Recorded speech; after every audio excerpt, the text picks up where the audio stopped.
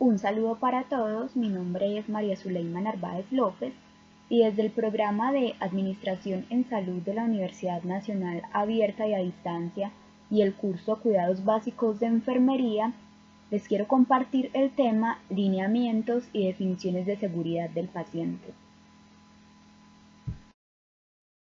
Los contenidos que vamos a ver son los principios orientadores de la política de seguridad del paciente, objetivos de la política de seguridad del paciente, las definiciones básicas de la política de seguridad del paciente, acciones institucionales que propenden por establecer la política institucional de seguridad del paciente y por último las referencias. Principios orientadores de la política de seguridad del paciente. El primero es el enfoque de atención centrado en el usuario. La cultura de seguridad, integración con el sistema obligatorio de garantía de la calidad de la atención en salud, la multicausalidad, la validez, alianza con el paciente y su familia y por último alianza con el profesional de la salud. Los objetivos de la política de seguridad del paciente son direccionar las políticas institucionales y el diseño de los procesos de atención en salud hacia la promoción de una atención en salud segura, disminuir el riesgo en la atención en salud brindada a los pacientes, prevenir la ocurrencia de eventos adversos en los procesos de atención en salud mediante el despliegue de metodologías científicamente probadas y la adopción de herramientas prácticas que mejoren las barreras de seguridad y establezcan un entorno seguro de la atención en salud. Coordinar los diferentes actores del sistema hacia mejoras en la calidad de la atención que se evidencien en la obtención de resultados tangibles y medibles. Homologar la terminología a utilizar en el país y por último, educar a los pacientes y sus familias en el conocimiento y abordaje de los factores que pueden potencialmente incidir en mejorar la seguridad de los procesos de atención de que son sujetos. Es además indispensable difundir en la opinión pública y los medios de comunicación los principios de la política de seguridad del paciente. Articular y coordinar los principios, los objetivos y las estrategias de la seguridad del paciente a los diferentes organismos de vigilancia y control del sistema. Definiciones básicas de la política de seguridad del paciente. La seguridad del paciente es el conjunto de elementos estructurales, procesos, instrumentos y metodologías basadas en evidencias científicamente probadas que propenden por minimizar el riesgo de sufrir un evento adverso en el proceso de atención de salud o de mitigar sus consecuencias. La atención en salud son los servicios recibidos por los individuos o las poblaciones para promover, mantener, monitorizar o restaurar la salud. Un indicio de atención insegura es un acontecimiento o circunstancia que pueden alertar acerca del incremento del riesgo de ocurrencia de un incidente o un evento adverso. Falla de la atención en salud. Una deficiencia para realizar una acción prevista según lo programado o la utilización de un plan incorrecto, lo cual se puede manifestar mediante la ejecución de procesos incorrectos, falla de acción, o mediante la no ejecución de los procesos correctos, falla de omisión. En las fases de planeación o ejecución, las fallas son por definición no intencionales. Un riesgo es la probabilidad que un incidente o evento adverso ocurra. Un evento adverso es el resultado de una atención en salud que de manera no intencional produjo daño. Los eventos adversos pueden ser prevenibles y no prevenibles. El evento adverso prevenible es el resultado no deseado, no intencional, que se habría evitado mediante el cumplimiento de los estándares de cuidado asistencial disponibles en un momento determinado. Un evento adverso no prevenible Es el resultado no deseado, no intencional, que se presenta a pesar del cumplimiento de los estándares del cuidado asistencial. Un incidente es un evento o circunstancia que sucede en la atención clínica de un paciente que no le genera daño, pero que en su ocurrencia se incorporan fallas en los procesos de atención. Una complicación es el daño o resultado clínico no esperado, no atribuible a la atención en salud, sino a la enfermedad o a las condiciones propias del paciente. Una violación de la seguridad de la atención en salud son las violaciones de la seguridad de la atención en salud intencionales e implican la desviación deliberada de un procedimiento, de un estándar o de una norma de funcionamiento. Una barrera de seguridad es una acción o circunstancia que reduce la probabilidad de presentación del incidente o evento adverso. El sistema de gestión del evento adverso se define como el conjunto de herramientas, procedimientos y acciones utilizadas para identificar y analizar la progresión de una falla a la producción del daño del paciente, con el propósito de prevenir o mitigar sus consecuencias. Por último, las acciones de reducción de riesgo son todas aquellas intervenciones que se hacen en estructuras o en procesos de atención en salud para minimizar la probabilidad de ocurrencia de un incidente o evento adverso. Tales acciones pueden ser proactivas o reactivas. Proactivas como el análisis de modo y falla y el análisis probabilístico del riesgo, mientras que las acciones reactivas son aquellas que derivadas del aprendizaje obtenido luego de la presentación del incidente o evento adverso, como por ejemplo el análisis de ruta causal. Muy buenas tardes, compañeras y tutora. Mi nombre es María Alejandra Ramírez Guisao, estudiante de Administración en Salud de la Universidad Nacional Abierta y a Distancia. Hoy vengo a hablarles de un tema muy importante en la enfermería, como es la prevención de infecciones intrahospitalarias o nosocomiales. Comenzamos este tema distinguiendo acerca de qué es una infección común y qué es una infección nosocomial o infección intrahospitalaria. Una infección es el desarrollo o la multiplicación de un agente infeccioso en el organismo. Todos estos microorganismos se van a encontrar habitualmente en lo que es la piel, la cavidad oral, el tracto tanto gastrointestinal como genital, donde constituye la flora normal. Y una infección nosocomial es aquella contraída por el paciente durante su estado de hospitalización, sea en un centro de salud o en un hospital. Esta va a ser considerada una complicación y todos los patógenos van a aprovechar las condiciones desfavorables que tiene el huésped para vencer todas estas barreras protectoras hasta que se produzca la infección. En las clases de infección vemos 4 muy importantes. Tenemos la infección cruzada, que es la transmisión de una infección de un paciente a otro en estado de hospitalización que pertenezcan a un mismo hospital. La infección local es aquella producida por bacterias en un punto del organismo en el que los patógenos van a crecer y se van a multiplicar hasta que sean eliminados. Las manifestaciones más comunes son el rubor o el enrojecimiento, está la inflamación y está la presencia de pus. En la infección sistémica tenemos que es la que el patógeno se va a distribuir por todo nuestro cuerpo, y en la infección asintomática no se van a manifestar clínicamente ni signos ni síntomas y solo se va a detectar a través de exámenes médicos. Vemos entonces las infecciones hospitalarias más comunes. Entre ellas se pueden encontrar lo que es la neumonía nosocomial, que mayormente se da en pacientes que estén conectados a respiradores, donde van a ser colonizadas todas las vías respiratorias superiores, los bronquios y el estómago. Las infecciones de heridas quirúrgicas suelen contraerse mayormente en la propia operación y se pueden dar de 2 formas. La primera puede ser la exógena, que va a ser derivada del aire o del equipo médico, sea humano o sea material. Y segundo, tenemos la endógena, que va a ser la flora de la piel o el sitio de la operación. Y tenemos las infecciones urinarias, Debemos de saber que esas infecciones son las más comunes y la mayoría van a ser ocasionadas por el uso de sondas vesicales permanentes, que más que todo se utilizan en el área de hospitalización.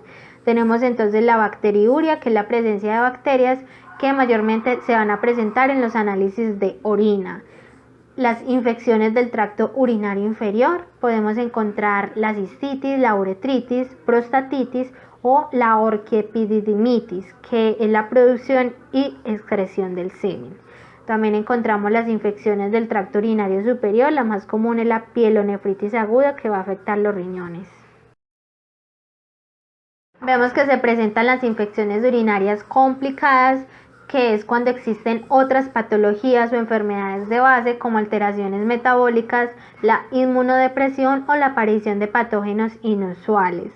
También están las infecciones urinarias recurrentes, que son infecciones que vuelven a aparecer causadas por el mismo microorganismo o por otro. Y la infección urinaria crónica son donde se cronifican tanto que no terminan de desaparecer a pesar de todos los tratamientos.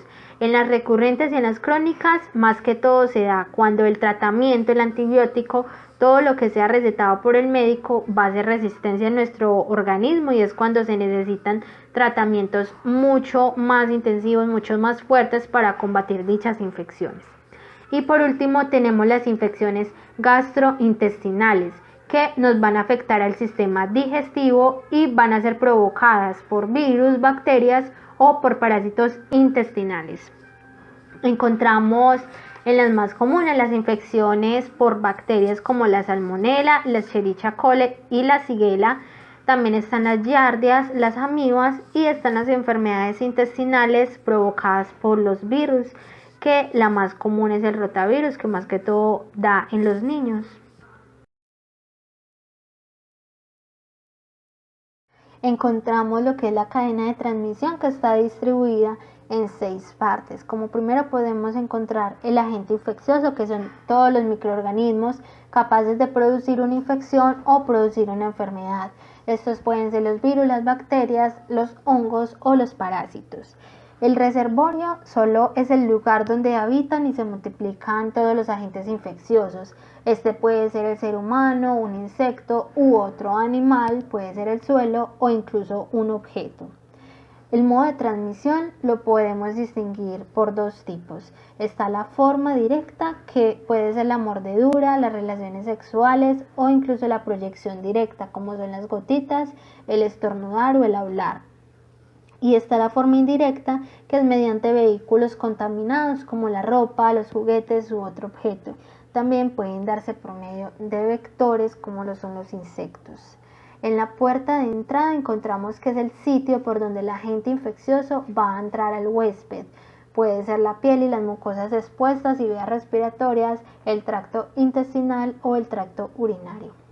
En el huésped encontramos que es la persona que permite el desarrollo o el alojamiento de un agente infeccioso. Y en la susceptibilidad vemos que es la no resistencia suficiente a patógenos. En conclusión, esta palabra puede ser el personal de la salud, pueden ser los pacientes o incluso los parientes de los mismos pacientes. Pero hay factores que influyen a esta susceptibilidad, como el estado nutricional, las enfermedades de base que tenga la persona, sean crónicas, el uso de drogas, inmunodepresoras o muchísimos más factores. Y como último podemos ver la puerta de salida, que es el sitio por donde el agente infeccioso abandona al huésped. Pero al igual que la puerta de entrada, esto puede darse en vías principales, como por ejemplo la respiratoria, también puede darse por la sangre o por la piel.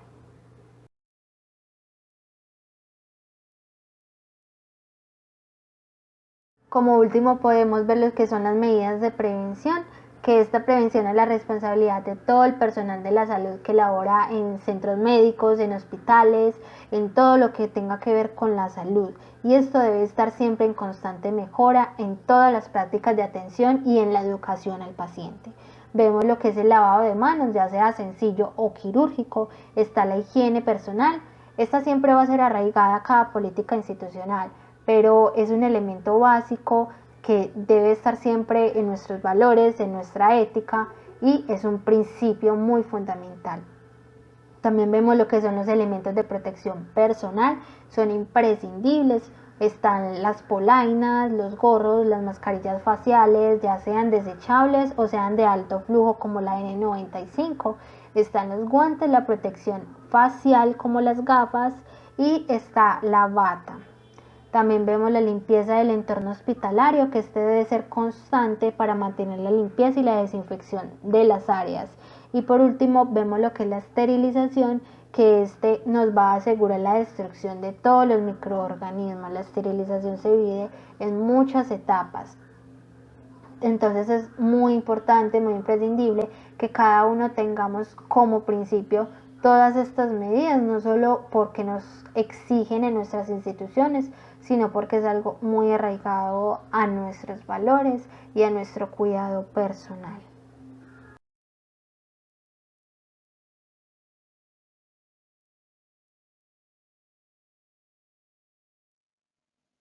Hola, muy buenas tardes compañeras de grupo y tutora. Queremos hablarles acerca de la prevención de caídas. Según la Organización Mundial de la Salud, define a la caída como la consecuencia de cualquier acontecimiento que precipita al individuo al suelo, en contra de su voluntad. Las caídas generan un daño adicional para las personas, pudiendo ocasionar lesiones serias, incapacidad y en algunos casos la muerte. Las caídas tienen diferentes repercusiones como son: aspectos físicos. Son complicaciones de su estado de salud, como fracturas, daños en tejidos blandos, secuelas permanentes debido a la lesión presentada. Las psicológicas, temor y ansiedad ante las caídas. Y las sociales es cuando la familia excesivamente es protectora. También repercuten en los costos de atención de las instituciones prestadoras y aseguradoras. Las caídas las podemos clasificar en caídas accidentales. Son involuntarias, no predecibles, no es culpa del paciente y caen por la presencia de condiciones causantes, así como los derrames en el suelo, el desorden, iluminación inadecuada, muebles inestables y tropezón. Las caídas fisiológicas anticipadas corresponden al 80% de las caídas y son predecibles. Se presentan por tropezones o resbalones en pacientes. Allí están los antecedentes de caídas, dificultades para caminar, incapacidad mental o cognitiva, los pacientes con necesidades de auxiliares para acompañar la marcha, pacientes con líquidos endovenosos en portazueros y pacientes con sonda vesical. También encontramos las caídas fisiológicas no anticipadas. Este tipo de caídas no se esperan y no son predecibles. La primera vez y el objetivo es prevenir una segunda caída. Se presentan en pacientes con desmayos o mareos, ataques epilépticos, fracturas patológicas de cadena, medicamentos como antihipertensivos y diuréticos. Proceso para la prevención y reducción de la frecuencia de caídas. Clasificar el riesgo de caídas de los pacientes que se internan en la institución. Identificación del paciente, que está agitado, funcionalmente afectado, necesita ir frecuentemente al baño, tiene movilidad disminuida, pacientes bajo sedación. Implementar procesos para la minimización de riesgos derivados de la condición del paciente, como son los lactantes que se encuentran sobre una camilla en cualquier servicio de la institución sin supervisión de un adulto, pacientes con compromiso neurológico o agitación por otra causa que no le permita atender órdenes, paciente bajo efectos del alcohol o de medicamentos sedantes o alucinógenos, pacientes que por su condición física y o clínica deben caminar con ayuda de aparatos o de otras personas que los sostengan en pie. Recomendaciones y planes de acción. Valoración del riesgo de caída y clasificación de los pacientes. Capacitar y entrenar al personal de asistencia. Supervisión de la adherencia a la valoración del riesgo de caídas. Identificar los pacientes de alto riesgo, de caídas con barras de colores, códigos de barra, etc. Proporcionar ayuda física para pacientes de alto riesgo cuando deambulen o intenten maniobrar difíciles, como ir al baño, trasladarse, etc. Promover la movilidad del paciente de alto riesgo para fortalecer su control postural por ejemplo mediante fisioterapia. Colocar protectores a las barandas de las camas, colocar frenos a las camas, traslado de paciente con alto riesgo de caídas a habitaciones cercanas al puesto de enfermería, asegurar el timbre cerca de la cabecera del paciente, disponer superficies de suelo antideslizantes, sobre todo en las zonas del baño. Además, podemos incluir que hay que tener en cuenta que disponer de una iluminación adecuada para aumentar la visibilidad. Actuación ambiental sobre elementos determinantes en las caídas, como pasamanos en escaleras, retirar alfombras, evitar pisos mojados y bordillos. Recuerda siempre prácticas exitosas. La prevención de las caídas es una obligación de seguridad compartida por el equipo multidisciplinario de salud. Cuando se aplican de manera correcta las buenas prácticas de seguridad del paciente, se obtienen resultados. Buenas noches, tutor y compañeros. En el curso de cuidados de enfermería, tarea 4, seguridad del paciente, hablaremos de la prevención de riesgos radiológicos. ¿Qué es la radiación? Es la emisión, propagación y transferencia de energía en cualquier medio en forma de ondas electromagnéticas o partículas. Los tipos de radiación encontramos la electromagnética, la ionizante, la térmica, corpuscular, solar, nuclear, de cuerpo negro y no ionizante. Todos estamos expuestos a radiaciones, incluso mientras caminamos, comemos, dormimos y respiramos. Hoy hablaremos de los rayos X y de los rayos gamma utilizados en la medicina. Los rayos X y los rayos gamma son de tipo de radiación ionizante. Provienen de fuentes artificiales. La unidad de medida de la radiación, el milisievert. El ser humano experimenta síntomas por exposición de radiación a partir de los 1000 milisievert, pero los órganos de tejidos pueden sufrir daños a partir de los 100 milisievert. El dosímetro es un instrumento que se utiliza para indicar la cantidad de rayos ionizantes que un sujeto puede haber absorbido. ¿Cómo protegerme correctamente de la radiación de un hospital? Si trabajo en radiología, todo el personal que trabaja en las áreas de rayos X y quirófanos deberá llevar de forma visible el dosímetro entregado por la institución. Todos los usuarios de dosímetros deberán someterse anualmente a una revisión médica específica. Todo el personal que utilice equipos de rayos X deberá estar debidamente calificado en las técnicas de aplicación y utilización del equipamiento y en las normas de protección radiológicas. Este dosímetro se debe portar en un lugar visible.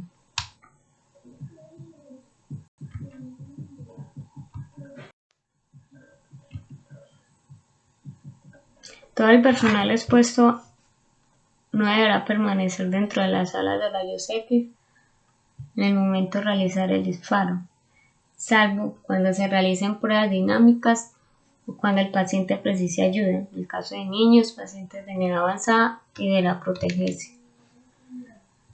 Los equipos de protección.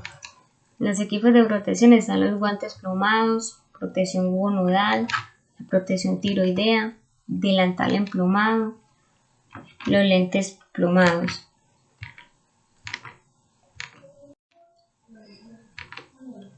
Si se trata de radiología intervencionista, el personal expuesto deberá llevar todas aquellas protecciones individuales que le permiten realizar su labor de forma segura, así como el dosímetro colocado detrás del delantal emplumado. En el caso de trabajadoras embarazadas, la dosis equivalente al feto no deberá exceder 1 milisievert, al menos hasta el final del embarazo.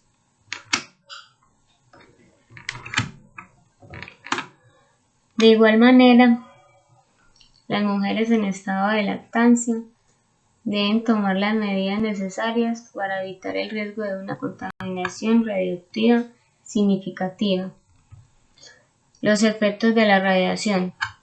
En efectos deterministas, las úlceras en la piel, y en efectos estocásticos, inducción al cáncer.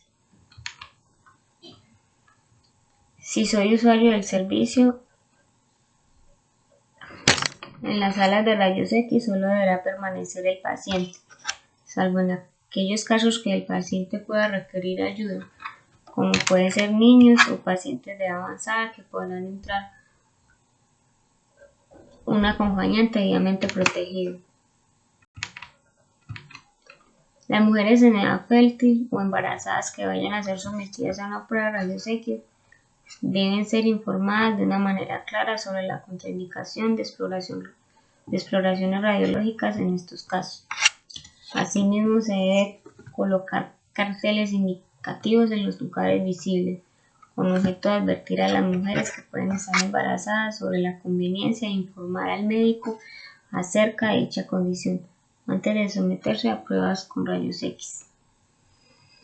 Se facilitará al paciente todas aquellas protecciones individuales posibles para impedir al máximo irradiaciones innecesarias. Delimitaciones y señalización de zonas con radiación. En zona controlada, la radiación superior a 6 milisievert por año. Y en zona vigilada, no siendo zona controlada, existe la posibilidad de recibir dosis efectivas superiores a 1 milisievert por año. En zonas de permanencia limitada, se señaliza de color amarillo, en zonas de permanencia reglamentaria de color naranja, y en zonas de acceso prohibido de color rojo, y en zona vigilada de color gris.